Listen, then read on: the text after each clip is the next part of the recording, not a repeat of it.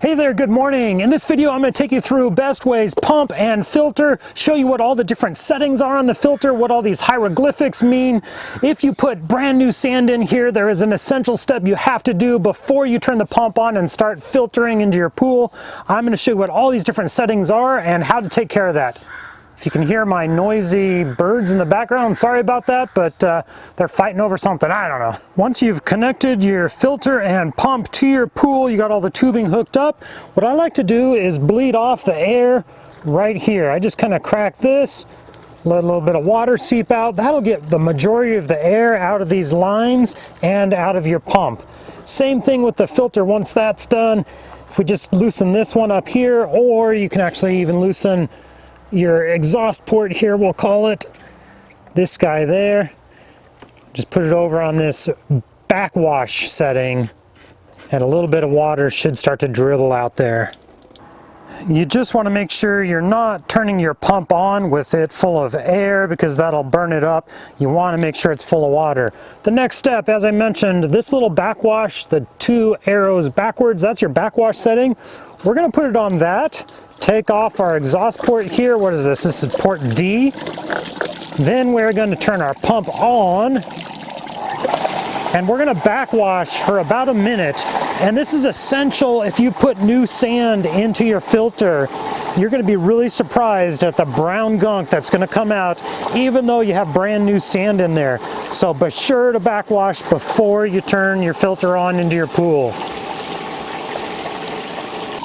After we've backwashed, then we need to move it over to rinse, which is that little drop looking thing there. And we're gonna rinse this now, and it helps just the sand settle after backwashing. Turn our pump back on for a minute and let that rinse.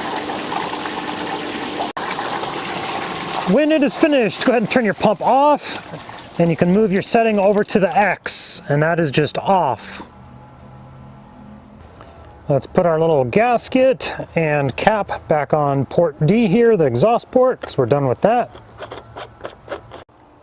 Okay, now we're all set. After backwashing and rinsing, the pump and filter, they're set to go.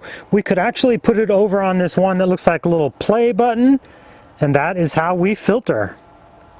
Now, I'll run my filter about 4 to 6 hours a day, depending on usage, how hot it is, how much the kids are in and out of the pool, that kind of stuff. But that's pretty much what I average. Now, let me cover a few of these other settings. This one over here with the two arrows going in a circle, that is circulate, and all that does is pump water bypassing the filter. So it just pumps it through the pump and then back into your tube, back to your pool. And that's if you're just trying to circulate water for some reason, or if your filter is clogged, you're not getting good filtration for some reason, but you need to just move water. That's what that function is. And the last one is these two little arrows down, and that is drain. And all that's going to do is pump from your pump out your exhaust port to drain the water. If you need to drain all the water out of your pool for some reason, that's a good way to do it. If this video has helped you out, please consider subscribing. I'm really trying to get this channel up to 1,000 subscribers so I can get it certified. That would really help me out. Also, in the description below, I have a bunch of products linked that are really essential for your above ground pool. Here's a brush that I really like. The brush that comes with it is not very good. You're going to want a good quality one. I have chlorine test strips and a lot of other really cool things linked below. That helps me out as well. Thank you guys so much for watching and have a good day.